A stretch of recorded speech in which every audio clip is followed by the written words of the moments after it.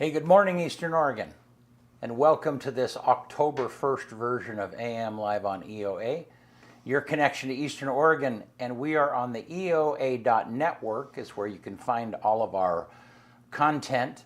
There also is a place, our content is sponsor supported, but as you may or may not know, our sponsors don't always cover our expenses, and so if you enjoy our content and you want to support us, there is a link there also that you can help support what it is that we do. And here in just a bit, we are going to have Calvin Bennet and Union County Chamber of Commerce Executive Director Caitlin Harrold will be here with us to talk about the political forum. They are going to be the moderators for the forum that is happening this Thursday night at LeGrand High School at 6 p.m., and it will also be on the EOA network. Yeah. How are you, man? Morning. Second Monday. Yeah. My favorite time of year. Crappy weather and politics. Yippee. See, and as far as I'm concerned, the weather is fantastic. Crappy weather's coming. It's not horrible during the day, but it's cool in the morning. It was cold this morning. It was not just cool. It was cold. No, I know. And when I got up, and it was like, I was like, man, I should have put a sweater on or should have. Yeah, I used a blanket last night for the first time in a while. Yeah. Yeah. Well, I usually just use a sheet. Yeah. Because I gotta have something. But then last night I actually had to bust out the blanket. Yeah. Yep. Not fun. Not fun at all. No. Well, and we'll look at the weather here in a minute, but it's going to be 80 degrees today. So it's like. We lost two legends in sports yesterday, Pete Rose and Dikembe Mutombo. Pete Rose, man, what a shame. The Major League Baseball did. He broke the rules, but he's still a Hall of Famer. Yeah. I mean, it's ridiculous that they're not putting guys in. How you can't just filter the guys that you want and the guys that you don't want. There's guys in the Hall of Fame that use steroids. Yeah. For sure. Right. But there's this big, woke movement, we're not letting people in with steroids anymore. We're not letting Pete Rose in because he bet on baseball. Who cares? That didn't affect how he played on the field. You know what I mean? It's ridiculous. Yeah, no, this morning I was listening, and, his rookie year was 1963. It was just a couple of years after I was born. So I wasn't, I didn't follow. I was just too young. I just didn't follow baseball very much then. But I saw a social media video of him talking about batting not too long ago, and giving up some of his secrets on how he choked up on the bat and what he did and so on and so forth. And one of the most super interesting. Yeah, one of the most famous hitting videos there is him, Frank Thomas, and A-Rod, and they're all It's during in between innings at a baseball, but they're standing in the studio, and Pete Rose talks about how when you're in a slump, you don't change anything other than where you're standing in the box. Yeah. He said either move closer to the pitcher, move further away from the pitcher, move closer to the plate, or move further away from the plate. Yeah. Yeah, and when you baseball-wise as a hitter, that makes a lot of sense. You don't want to change your swing. You don't want to do all this stuff. Just change the angle a little bit, and it can change everything. It's crazy. Yeah. Pete Rose is a great hitter too, and intense, super intense. I remember there's a highlight video. I don't remember what year it is, but he ran the catcher over at home in an all-star game, which is crazy. You know what I mean? Right. That's how intense the guy was. Right. He's like, I'm going to run your catcher over in an all-star game. Yeah. Charlie Hustle was his nickname. Charlie Hustle. Yeah. Yeah. And who was the other guy? I hadn't... Dikembe Mutombo. He was at Georgetown. He played, I don't know, probably 15 years in the NBA, 4-time Defensive Player of the Year. He was one of the greatest rim protectors of the 90s, by far. He's famous for doing the finger wag. Now people do it all the time. When he blocked a shot, he would wag his finger nah, don't come in here. Yeah, Mutombo. And not only that, Mutombo was a huge activist and just anybody that talks about him. They interviewed Magic Johnson yesterday, and they just talk about how great he was for the sport and just for humanity, really. Was he very old? Couldn't have been. Yeah, he was probably close to 60. right around there. Yeah. I mean, he's like I want to say maybe a little younger than Jordan, so right around there. Not very old though. No. Yeah. Pete Rose was 75, I think. I think Pete Rose born in 41. So whatever the math is on that, 59 plus 75. Yeah. Yeah. Yeah. I got Pete Rose's autograph. You got what? Pete Rose's autograph. I have. Oh, do you? Yeah. Oh yeah. Fun. Oh, yeah. Yep. Got a my dad and mom have a picture with him in Vegas. Huh. Yeah. That's how he made a lot of his money at the end of his career, is doing autograph Making signings. appearances and Yeah, show. of Yeah. course. Yeah. Yep. Well, and that would be a thing to do. I mean, think he was, might. I'm not. Don't quote me on this, but he might have been the last player manager in Major League Baseball. Back in the old days, guys used to be the manager and play. And play it. Yeah. And they did it in basketball too, but I think Pete Rose might have been the last one to do it. Huh. That's interesting. Yeah. You're the manager. You're telling, and you're filling out the lineup card, and your name's in it. That'd be weird. That would. All right. Hey, you want to do sports? Let's do it. All right.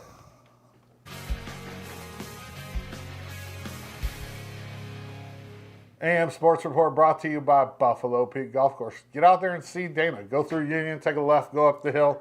18-hole, beautiful link-style course. It's getting towards the end of the golfing season, so if you want to get some golf in, now's the time to do it. Buffalo Peak Golf Course. Meet me at the Peak. EOU football finally got the monkey off their back this Saturday in Billings. They beat Rocky 23-20. It was a great game. I watched it online. Senior quarterback Quincy Glasper had a huge day for the Mounties, connecting on 19 of 30 passes for 296 yards and a touchdown. But he also ran 15 times for 125 yards and 2 touchdowns. On the defensive side of the ball, Jason Grant, who's a senior linebacker, had 5 tackles, a forced fumble, and an interception with like 3 minutes left in the game that sealed the deal for the Mounties. It was in the end zone. Rocky was driving. They were about to score, and Jason Grant picks off the ball to seal the deal. And, man, EOU really needed this win. They really did. They started the season 0-3. They're now 1-1 in the Frontier Conference, which is good. I mean, this is the toughest conference in the country. So if EOU can finish 5,500 in this conference, I'll be a happy person. They go to Glendale, Arizona this Saturday to take on Arizona Christian, which I don't want to jinx them, but that should be a win for the Mounties. The Arizona Christian is not a super strong. They're new to the conference. This is their second year in the Frontier, and I think EOU should be able to pull off a dub on Saturday. EOU volleyball got 2 wins over the weekend, beating Warner Pack on Friday 3-1. I mean, I couldn't even believe Warner Pack got a set. We started off a little bit slow. We had some backups in. I mean, this is the weekend where we would, Warner Pack and Multnomah. And then they turned around Saturday and swept Multnomah. So as of now, they're 16-1 on the season. They're number 2 in the country. They go to Walla Walla Friday for a 2 p.m. tip. And then Saturday, they go to Lewiston to take on LC State at 4 o'clock. So, I mean, from here on out, it's just games every weekend. They have one more midweek game against C of I, 2 Wednesdays from now. Homecoming's coming up October 12th, which is going to be super exciting. That's just a packed day of events for EOU. EOU men's soccer up their record to 4-1-1 and remained undefeated in the CCC with a victory over Walla Walla 4-0 and Rocky 1-0 over the weekend. They go to Southern on Friday and take on the Raiders, and then they turn around and play OIT on Saturday. EOU women's soccer lost a tough one in Billings to Rocky 1-0, dropping their record to 2-3-2. They also go to down south this weekend for the Southern OIT trip. EOU cross country is in Salem this weekend at the Charles Bowles Invitational. And that the men's cross country team ranked number 8 in the country, and they're going to make some waves in the CCC. It's going to be them and C of I right at the top at the end of the season. LeGrand's girls soccer beat Ontario last Thursday 6-1. They are 6-1-1 and go to Baker for a GOL matchup with the Bulldogs at 4 p.m. today. While the boys soccer team lost to Riverside on Saturday to bring their record to 3-5, they go to Baker as well today. They kick off at 6 o'clock. LHS volleyball lost to Baker Thursday 3-1, dropping their record to 2-8. They host Pendleton tomorrow in a GOL matchup at the high school at 6:30 p.m. LHS football went on the road and got their second win of the season against Nissa. They're 2-2 and go to Ontario on Friday to kick off GOL play. That game kicks off at 7 p.m. Mountain Standard Time. Other GOL scores: Baker got beat by Cascade 48-6. Ontario had a bye. Pendleton beat Estacada 59-28, and Crook County beat Gladstone 25-0. We're streaming the Baker versus Pendleton game this Friday right here on the EOA Live Network. So tune in 7 o'clock Friday night, Baker Pendleton, which is it has huge implications on the GOL. Football scores around the valley: Imbler lost to Crane 62-20. Elgin lost to Powder Valley 54-8. Union beat Pilot Rock 66-14, and Cove lost to Adrian 54-12. And like I said, Baker and Pendleton this Friday, 7 p.m. live from Bulldog Stadium. It'll be right here on the EOA Network. AM Sports Report brought to you by Buffalo Peak Golf Course. Meet me at the Peak. All right. Good stuff. Thank you. Yeah. Well, let's take a look outside. And Kyle and I were talking earlier. That's like, I love this time of year. Fall is my favorite, and it's just beautiful. But it was chilly this morning. Yeah, it was it was sweatshirt weather this morning. Yeah, for sure. Yeah, definitely. Yeah, and then let's look at the graphic. But it's going to get up to 80 degrees today, and not anywhere near as cold tonight. Yeah, I mean 47. That's probably 10, 12 degrees warmer than it was last night. No, there has been like a freeze warning. At least there was on Sunday night, I think. And so then, the rest of the days, 67 tomorrow, 71 Thursday, 76 on Friday. So over the weekend, it looks like it's going to be It's going to get down beautiful. Below freezing tomorrow night, though. Yeah. Look at that, 28. Whew. Wow. Oh, yeah, you're right. It's this fall weather here. It can never decide what it wants to do. Yeah. Have you heard have you been tracking any hunters? Are they successful? I haven't talked to anybody. Yeah. No, I did watch this cool video of these kids in Rigby. I don't know how long it was ago, but Rigby, Idaho, you know. They were out hunting. It was like on a local TV network, and it was an interview, kind of like what we did with what's his face, that got attacked by the bear. Yeah, they got attacked by a grizzly though. And man, they both had pistols on them. They shot that bear 24 times. Yeah, the one kid's arm was just mangled up. Yeah. 24 times they had to shoot that bear. No, that is not. I've heard. Yeah, that is not unusual. 24 I mean, I've heard stories of that. Yeah, it's. So, so while I'm thinking about it, so on Friday night, Embler High School, and we haven't talked about this, but I'd like to see if we can cover just the part of this live. They're having their first football game under the lights. So that Embler has had this gigantic project of redoing the track, and then part of that is also redoing the lights. Because up until now, all of their games have had to be middle of the afternoon on Friday because they didn't have lights. And so anyhow, that'll be kind of cool. So that's the first. So I guess they're going to have, I was talking to Steve the other day. Steve West is a big part of making that project happen. Thank you, Steve, for what it is that you've thrown in on that. And so then they're going to have the team come out and in the dark, and then they're going to turn on the lights and do the game or something. So that should be kind of cool. Yeah. Yeah. So their first game out there. All right.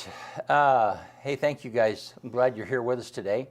We're going to take a quick break, and we'll be right back with Calvin and Caitlin. We'll be talking about the forum that will be at the high school on this Thursday night at 6 p.m. We'll be right back.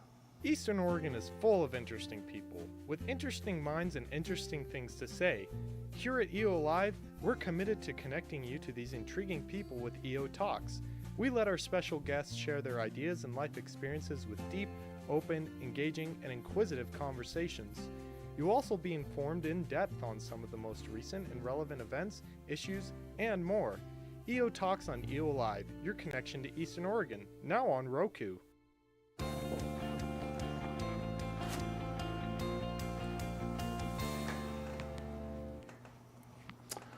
All right, and we are back with Caitlin in the studio and Calvin at his place on the west side somewhere. Can you hear us, Calvin? Everything working okay this morning? Yep, I can hear you perfectly, Brent. Good. Oh, I would have taken that Cowboys thing down before I got on TV if I was you. Oh, I know. I know how you feel, Nazi, but how about them Cowboys beat the Giants this week? Let's go. Yeah, they did. I can't say much. My Chargers lost, so I'll just keep it quiet over here. Oh, that's tough. Hopefully they bounce back. Love Justin Herbert. Yeah. Who won that game last night? Did Seattle pull that game out? No. Seattle lost. Yeah. Anyhow, different topic. So, all right. Well, hey, thank you guys for being here. Really appreciate it. And glad that you're here. We're here to talk about the forum that is happening this Thursday night. And real quick, put the graphic up. If you have a question that you want to submit for the forum, you can scan that QR code, or you can go to, I can't quite see that, but I think it is forumquestion.com, and there is a place where you can submit questions. And then we'll also be receiving questions the night of the forum also in a similar manner. So, all right. So, thank you guys for being here. So, how are you doing this morning, Caitlin? Great. It's a very early morning for me, but so far so good. Happy to join you. Yeah, we have people all the time that say like, "What? It's at 8 a.m." And certainly when I talked about this show with Kyle originally, it was like, "What? At 8 a.m.?" And now he's the one that's here before everybody else. No kidding. Yeah. That doesn't mean I like it, though. I just deal. Well, and what's funny is, I mean, so many of our guests are like theater people or whatever. I mean, people that have a lot of activities in the evening, and so yeah, mornings are not necessarily Their favorite. Yeah, great. All right, and so Calvin, you graduated from EOU last year. You were the student body president. Kind of catch us up on what it is that you're doing now. Yeah, so graduated in June from Eastern. Super thankful for that great experience. Mount up. That week I got a call from some consultants over here in East Multnomah County, which is Gresham area. And just based on my work in politics and working on Senator Todd Nash's campaign this last cycle and pushing him over the line in the primary, they called me up and said, "Calvin, we know you like winning races. Why don't you come win some races over here?" So just literally that week I graduated and I packed up everything I owned into my car and got rid of the rest, and I drove over here, and now I'm renting a room from someone here in Gresham, and I'm now the campaign manager for two candidates for State House, HD 40, House District 49 and House District 50. So both represent the Gresham area. Well, cool. And so you're getting paid for what it is that you've really enjoyed doing then. Yes, and it's very awesome. Super fun temporary gig. Definitely expires on November 5th. So I'm looking forward to the 5th, but it's going to be a big night. Well, good. And Caitlin, kind of catch us up on. You've been here almost a year now, so yeah. So talk for the people who might not know. You're the executive director of Union County Chamber of Commerce. Yes. How's that going? Yeah. It's been great so far. Yeah. I moved to this area back in October, so yeah, a year now, and then started my position with the chamber in December, and just kind of been a whirlwind since. Been able to do lots of different things, like the candidate forum, things like that just keep popping up. So it's been good. Good. Now the chamber and the Observer combined together and did a forum for the primary. Yes, we Yeah. did. Yeah, so it kind of happened just like this one. I've been contacted by people within the community saying, hey, I think this is something we really need to do. And then after hearing a couple requests, I was like, yeah, you're right, we should do this. So Yeah. I would start preparing.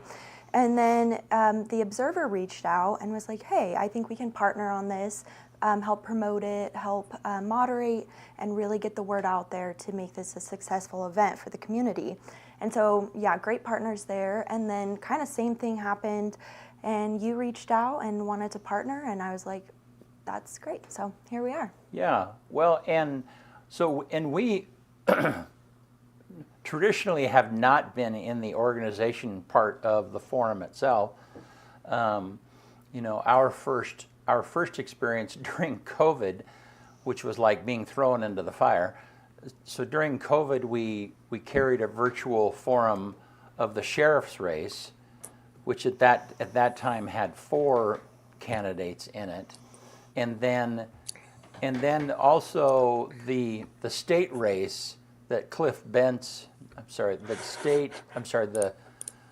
the representative, that was the congressman race that Cliff Bentz is now serving in. There were like 15 candidates that were a part of that race. No kidding. Yeah. Whew.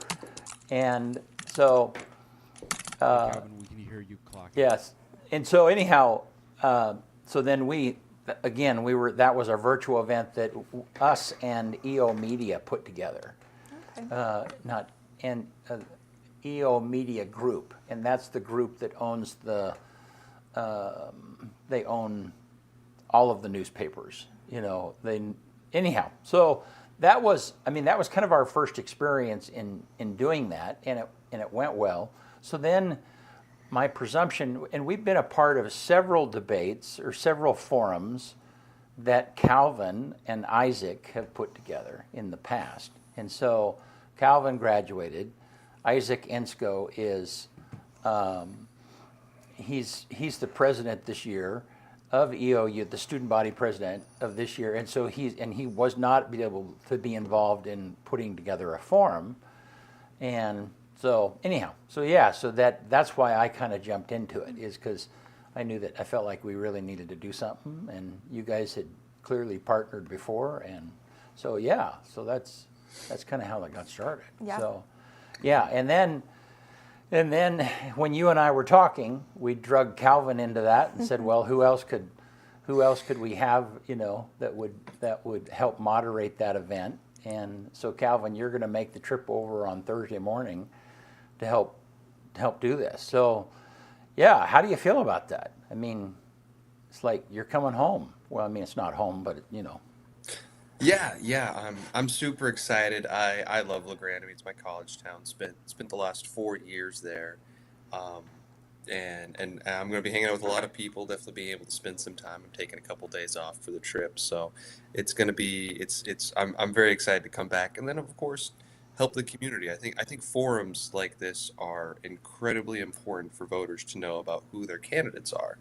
Of course, we're moderating a forum for both the chamber and the sheriff, which are both positions that have a lot of powers that can influence the everyday lives of the citizens of Union County. And so we just want to be able to really get out there and have an event where you can learn as much as possible and have these candidates answer questions that impact you and that you care about.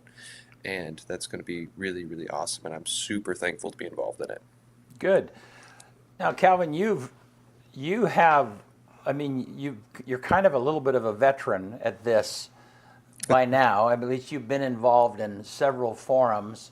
And I remember the first one that you and Isaac did. It was the commissioner forum. And at that time it was Paul Anders was running, and he had an opponent. It was his re-election or his. I don't know. And anyhow, I think that's the first one that you and Isaac did. Is that right? I can't remember exactly.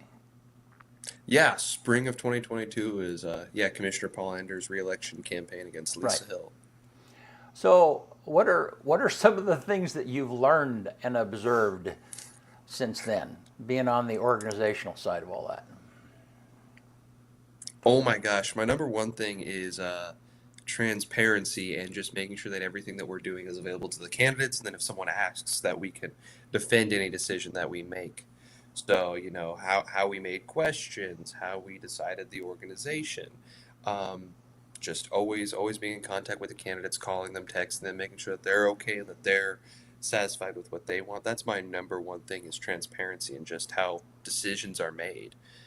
So that's So it. how did what are some of the mistakes that you've made along the way, do you think? Oh man, that's a good one. That's a little harder, yeah. That's a good one. The nice thing about Isaac's and I's partnership is that we often challenge each other. And so when he comes up with an idea, I'm like, well, what if this happens? What if this happens? And we're able to form those to be better. And then he'll do the same thing to me.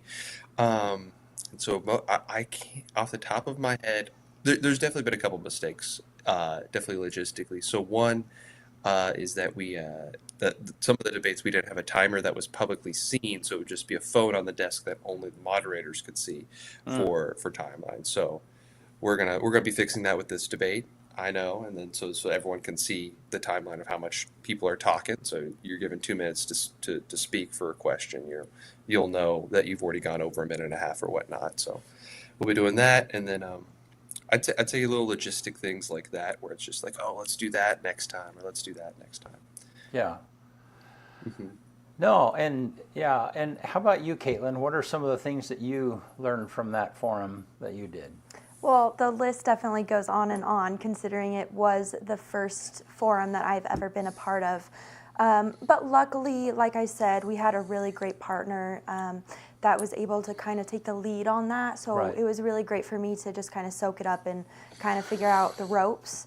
And so just the whole process was just a learning experience. So I'm looking forward to seeing, what differences there are this time around versus last time. But so far, I mean, both processes have been pretty great so far. So Now one thing that has surprised me about you is you come across a little bit meek, timid, yes, but I've you're heard not that way.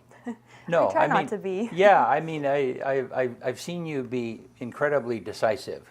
I try. Yeah. Yeah, no, definitely, I've gotten that before. Yeah. Yeah, and but I admire that. I admire that approach, and so, yeah. I mean, so for both of you, I mean, what are and Calvin? Let's start with you. What have you learned in? I mean, you mentioned this a little bit. What have you learned in handling candidates? Because, I mean, you guys did the District 29 forum at EOU at McKinsey Theater, and that was that was kind of a contentious race in a lot of ways. I don't know what is something you kind of learned from handling candidates in that, do you think? Yeah, that was a super cool project. I kind of view it as my capstone, my senior capstone before graduating.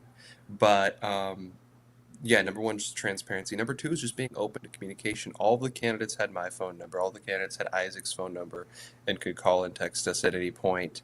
And we had just made that evident. And then it was just constant communication. I made first contact with all of them in, I think, November of 23, when the debate was hosted in April of 24, and was just like, hey guys, we're just putting this out there way in advance. Here's the date for this event. We're super excited. And then we kept them in the loop the entire time. Whenever issues popped up, we said, hey, well, this is what we think we're going to do. Are you guys good with this? If not, we'll see it. Just being able to work with candidates and really just show that you're organized and inspire confidence in them so that they want to show up and have a good time.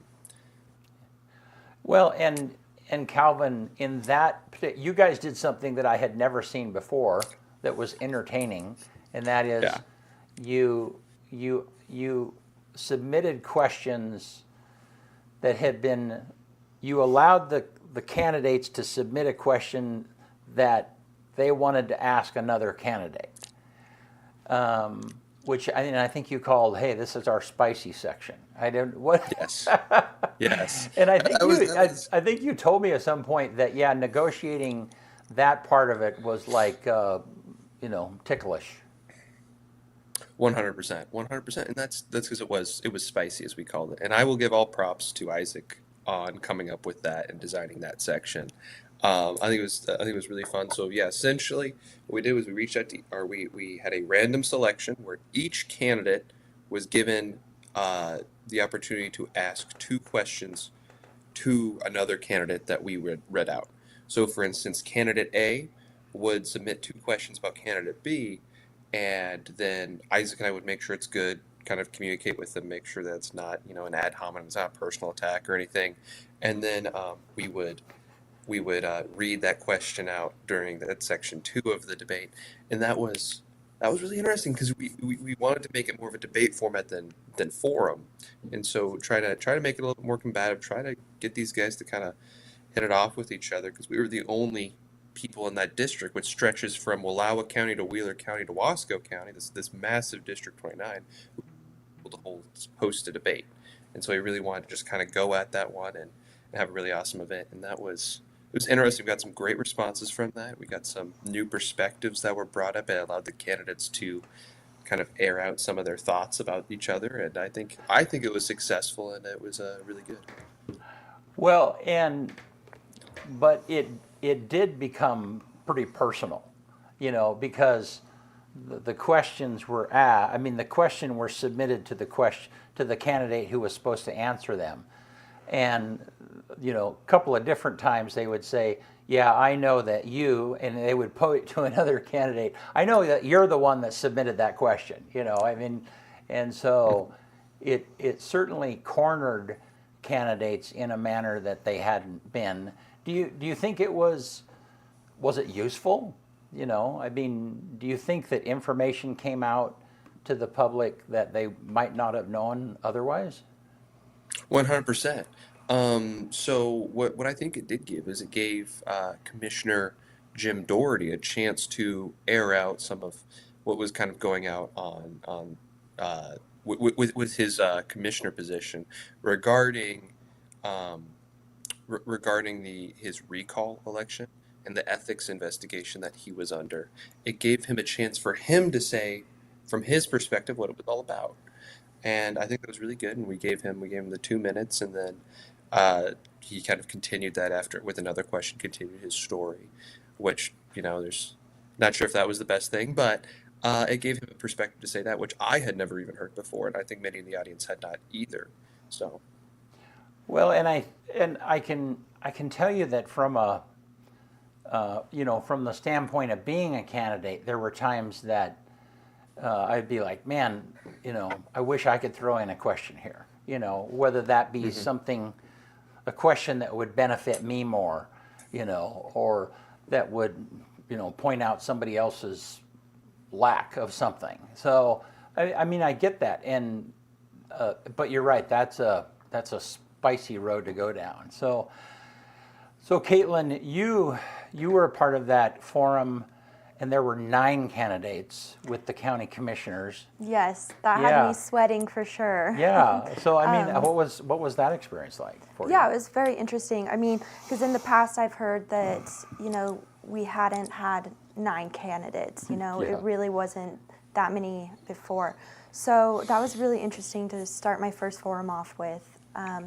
But like everything Calvin said, just upfront communication, clear, transparent is really the key to kind of organizing that many candidates. And so that's kind of what I led with. And, everybody was really great. And, all the candidates, really looked forward to the opportunity to share their ideas about what they could do for Union County. So, one of the biggest concerns I had going into the forum was time constraints. Right. With 9 candidates, how do we make sure that every single one of them feel like they have enough time to kind of speak on the issues that are important to them? And so that was a big challenge, especially considering not only were we doing commissioner candidates that night, we were also doing, oh my goodness, was it? Well, the sheriff and judge. The judge, yeah, Yes. the judge candidates as well. So, we had two different sections there. Or no, we didn't you know. do sheriff.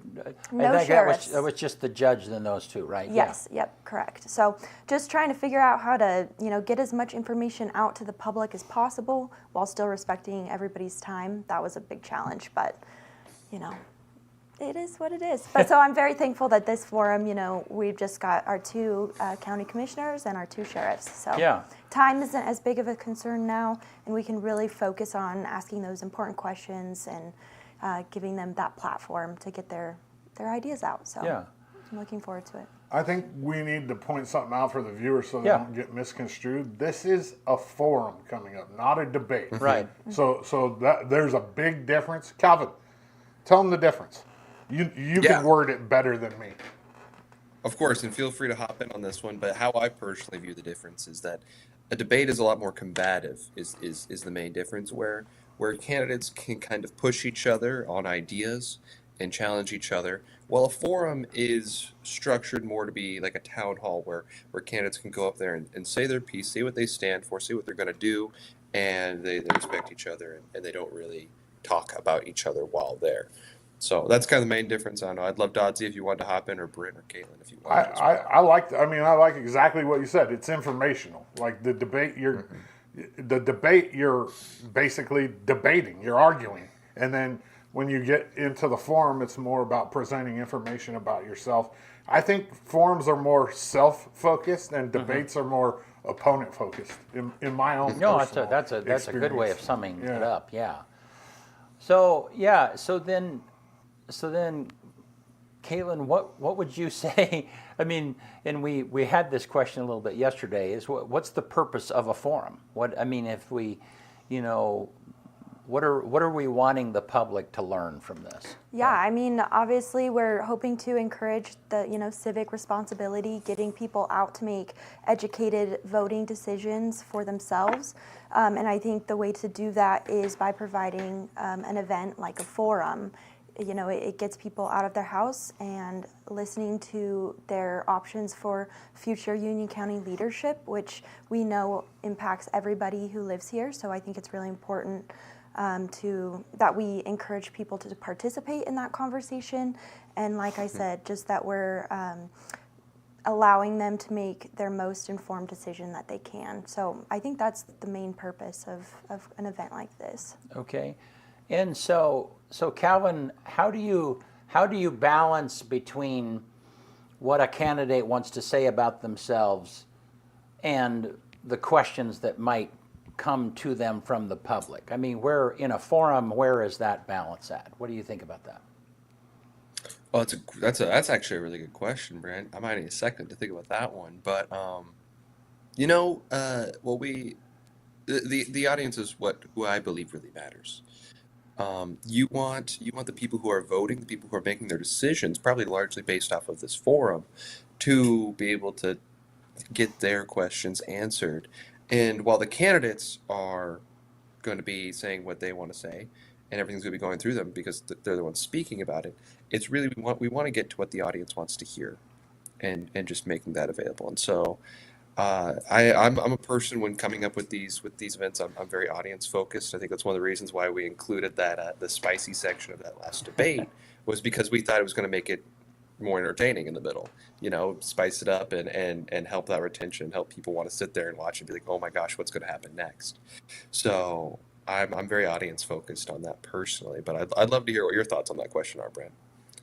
Well, I think that, at the end of the day, and we've allowed for candidates to have an opening and closing statement in this event coming up, but when I was a candidate, I prepared for the opening and closing statements, and so then I'm writing a script essentially that makes me look the best, whatever the case might be, and that's not always the best for the voter, because it's not any different than marketing for your company. You're marketing yourself. So at the end of the day, the forum itself is to help the voters be familiar and get to know the candidate. Maybe in a way that the candidate didn't, maybe in the way the candidate didn't want them to know them. Now, that's not to mean that we're wanting to corner a candidate, but we're wanting, I mean, the questions that we're asking, we're hoping are answerable and they're relevant and they tell the voter something about the candidate.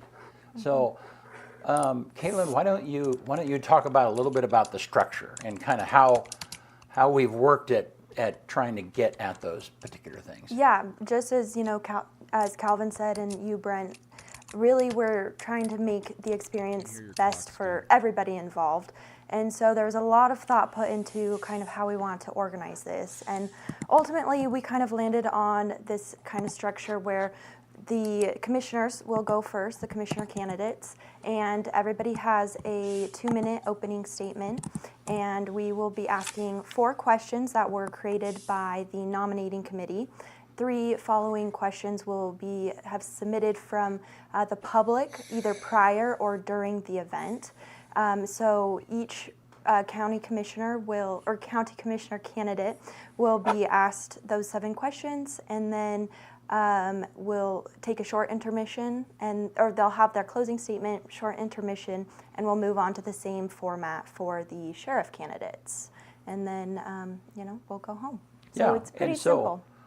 So some of those questions, talk about how questions have been previously submitted and how they're going to be submitted absolutely. at the thing. Yeah. So a couple weeks ago we released to the public a form where we asked for the public to submit any questions that they might have for these candidates. And so, it's an anonymous process, so the community's been submitting questions for the last couple weeks. And then the night of the forum, there will also be a very similar format to that for the public to submit their questions. And those questions will be reviewed and then submitted to the moderators where we can ask the candidates. And again, just to reiterate, the questions we're really looking for are questions that, all the candidates can answer, something really that's relevant to Union County. So we were very thoughtful with our question process and what questions we wanted to ask. So then if somebody has an agenda item, for instance, they want to ask a particular candidate about a issue, that we're not accommodating that just because that potentially can be confrontive. Now, it doesn't mean that question is not valid. It just has to be perhaps reframed in a manner that is relevant to both, so that both candidates can answer that question. So, do you have anything you want to throw in on that, Calvin? I don't think so. I think you guys laid out the process pretty well. Yeah. So I guess one of the things that we've talked about quite a bit, and that is a constant struggle in forums, is to ask relevant questions, to forward questions, because both of these are county races. And so then, oftentimes, and even, as I've talked to the commissioners, there are times that they'll get a call about, hey, my road, my street in LeGrand really needs some help. And the commissioner says, well, yeah, but that's in the city, that's not in the county. So sometimes there's an education process that goes along that helps people to understand what is county and what is in the city jurisdictions. And so then part of the vetting process is helping the public understand that, hey, there's some stuff that the county doesn't have any control over whatsoever. So we've spent quite a bit of time in trying to make the questions or reformulate them. So like if the question is submitted, and then reformulate that question in a way so that it keeps the spirit of what maybe the person is trying to ask, but makes it more relevant for the county. Mm-hmm, absolutely. Yeah. So I don't know. What do you guys think? Are you anxious for this? At the end of the day, you guys are going to be the ones that are going to be moderating. And yeah, so Caitlin, you go first. What do you think about Yeah, this? well, I'll say this is my first forum that I'll be moderating, so a few nerves there. But I've had a couple other opportunities to practice my public speaking, so hopefully this will go off without a hitch. But and I know Calvin's really great at this stuff, so I'm looking forward to having him up there with me. But yeah. What do you think, Calvin?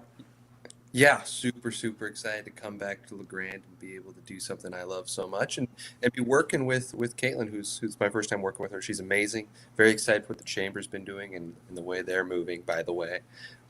So I'm really excited. We have 4 really great candidates, and I know personally for me, I'm going to be making my voting decision based off of this forum. So I'm really excited for this, and yeah, I think it's going to be fun. Well, and I'm spending, our crew here is going to be spending time getting this on the air, but my time is going to be spent on, because there's a lot of tech that is happening just to make the forum. We're going to have an electronic timer, and so that the candidates can see that timer count down, and then also so that the public can see that timer, and so the people on the stream can see that timer. And then also we're working so that the questions that are being asked will be on a screen so that the candidate can read that and listen to that as the questions are coming up. And then also those same questions will be on the stream. And so there's a lot of tech in making all of that happen reliably. So no, I'm excited. I'll be glad when it's over, So just because I love live events and I love doing them. It's what we do really well, but it's a huge amount of pressure, and then it'll be done. Yeah. So the questions, again, the public can submit questions. They will have the opportunity to submit. Put that QR code again up. And if you go to that is the place where you currently can submit questions. I think you guys are taking them through.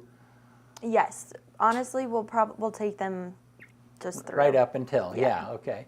And then the same QR code or the same thing will also be the same mechanism will be used to get questions. People will have the opportunity to write their questions at the event. And so, but the reality is that somebody's going to take those questions and they're going to go to that same electronic forum and enter that information in. So then that kind of streamlines the process of vetting those questions and pushing them forward. I got a question. Yeah. And this is probably something that somebody else would think that was watching. Who's deciding the questions, and how did you come about deciding who was going to decide what questions were going to be asked? Well, so the initial questions, the 4 questions that are being submitted initially have been put together by us 3. And we've done this. We've gone through a process where the whole point of it is to figure out what the public needs to know that they might not have had an opportunity to know before. And so we've given, and the one thing that you did mention is the first 4 questions that are submitted to the candidates that will come from this committee for the candidates. They have cues on what those topics will be. And so then they will have an opportunity to prepare for those topics. For instance, like with the commissioners, one of them is economic vitality in the Union County jurisdiction, for instance. And so they don't know the specific question, but they know there's going to be a question about economic vitality. And so then the other questions, 3 questions that come in, they're going to be, there's a lot of questions that are duplicate, So then a lot of the questions that the public, which is confirming that those are the 4 questions that we would have passed on, because a lot of those questions have already been asked, And so then, or it kind of gives a feel of like, okay, how can, this is something, we're seeing the same question multiple times, and so can we figure out a question to forward to the candidate process that will answer what it is that we think the public is asking. So. Yeah. I still, who's deciding what questions the public submits that are going to be asked? Oh, okay. So now, that's my question. So then the questions. So then there will be a group of people actively that night. At this point, it's Steve Clements and Alex McCadden. Okay, that was the question. Right. Yeah. Who will be reviewing those live questions? Okay, and passing that Gotcha. forward. Yeah. Just so they know. And I don't again, care but what's at up. the end of the day, it's a little bit of a. I mean, it's a little bit of an audible call. So at the end of the day, I mean, if Caitlin, if depending on how the questions are answered, because sometimes candidates will veer into a territory and answer a question that's going to be asked down the road. It happens quite often. Right, and so then there's no use in asking that same question again, clearly, and so then a lot of that will just happen. I mean, so it could be that Caitlin and so the questions that will be passed on to them will be recommendations, but at the end of the day, it's going to be Caitlin and Calvin that are going to be making the final call as to, hey, we have room for one more question. So the goal, talk about the time. We were hoping, Caitlin, talk about, how much time are we hoping this is going to take and so on and so forth. Absolutely. Yeah. So we're hoping, to get a prompt start at 6 p.m.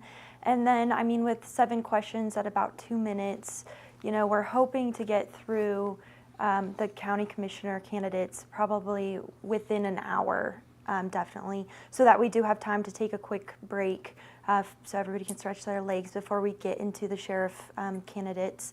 And then, they will have the exact same amount of questions, so we anticipate it'll probably take about the same time. You're thinking 2 hours? That's what it looks like right now. The one Give or with take. 9 wasn't even 2 hours. I know, yeah. It'll probably go a bit faster than that, But you're the honestly, math dude. Yeah, I'm just trying to think of I my mean, head. yeah, How many people are going to stay engaged for 2 hours? I don't That's a know. We'll long find time. out. But I mean, and that's part of the dilemma a little bit is that, I mean, I agree. As a candidate, I thought the one at the high school with 9 candidates was going to take forever, but it actually zipped through very quickly. Yeah, because I remember we talked about it before. Yeah, Like we yeah, thought it was going to yeah. take a Yeah, long time. And but it I didn't. mean, but what happens is the candidates, 2 minutes, when you go to answer a particular question, as a candidate, I can tell you You this. ain't going to talk for 2 minutes. I mean, the informational side of you only has maybe a minute of answer. You can take the second minute veering off and being a politician and talking about something else, but Right. oftentimes it takes less than 2 minutes to answer a question. I'd be like, yeah, Union County's economic vitality is super. Did you know that Barry Bonds is the greatest baseball player ever? There's no argument. Yeah. Well, and I would say one thing that's a little bit interesting is that we're working really hard that the questions are relevant and answerable. And hopefully not repetitive from the last four. Well, I mean, I'm sure there will be some, Yeah. but anyhow, relevant and relevant and answerable. But we really hope that the candidates will specifically answer the question. And so, and so the moderators have given, they do have permission to say, well, hey, here, if I give you another 30 seconds, can you take a stab at actually answering the question or something like that? So, we really want the candidates to work at answering the specific question. So. That's just, you just need to be clear with them right up front. Like, Well, hey, all of the information that you are ain't hearing beating right around now, the bush. all of the information you're hearing, they've already received this information. So, yeah. Anyhow, and the public the public will get on the night of. They will hear all this again also. Well, anything else you guys want to add before we quit? Yeah, I just want to add in, please vote. Make sure you're registered to vote. You still can register, but we don't, there's the top of the ticket and whatnot. But these local offices that we're talking about today, commissioner, sheriff, even like attorney general, state senate, state rep, those are incredibly important and have more or a lot of impact on your daily life, and you can really make an impact with your single vote in these races. So just make sure to vote. Good. Yes, sir. All right, Caitlin, any closing comments? Nope, I'd just echo exactly what Calvin said. Yeah, if you care about where Union County is going in the future, get out and vote. Yeah, good. Well, thank you guys for being here, and thank you for jumping into this adventure with me. And we've gotten to know each other better through this process, and really appreciate it. So, all right, man, you want to get us out Let's of here? do it. On this day, October 1st, 1888, National Geographic magazine is first published. 1888. 1890, on this day, U.S. Congress established Yosemite National Park. 1891, Stanford University in California opens its doors for the very first time ever. And its first graduation class, future U.S. President Herbert Hoover. I never knew that until today. 1908, Henry Ford introduces the Model T car. How much do you think it cost in 1908? $250. $825. Wow. $825. 1957, the first appearance of In God We Trust on U.S. paper currency. 1961, the Beach Boys record their debut single, Surfin', which basically introduced a new music style, like the surf rock era. Right, yeah. 1962, Johnny Carson hosts the first Tonight Show on NBC. The guests are Tony Bennett, Mel Brooks, and Joan Crawford. 1971, on this day, Walt Disney World opened in Bay Lake, Florida. And 2019, on this day, Florida becomes the first state in the United States allowing teachers to carry guns in schools. On this day, the number one song in the country in 1984 is Let's Go Crazy by Prince and the Revolution. And then the quote of the day comes from W.C. Fields. If you can't dazzle them with brilliance, baffle them with bull. One more time. If you can't dazzle them with brilliance, baffle them with bull. Yeah, that might be a really good politician statement. I love that quote. It's awesome. Yeah. All right. Hey, thank you guys for being with us. Thanks, Caitlin and Calvin. Yeah. Thank you, Brent. Yeah, appreciate it. Appreciate it. And and the forum this Thursday night at 6 p.m. We'll go live a little before that, and then also the Baker Pendleton game will be the night afterwards. Yep. And so don't forget those. We'll see you soon.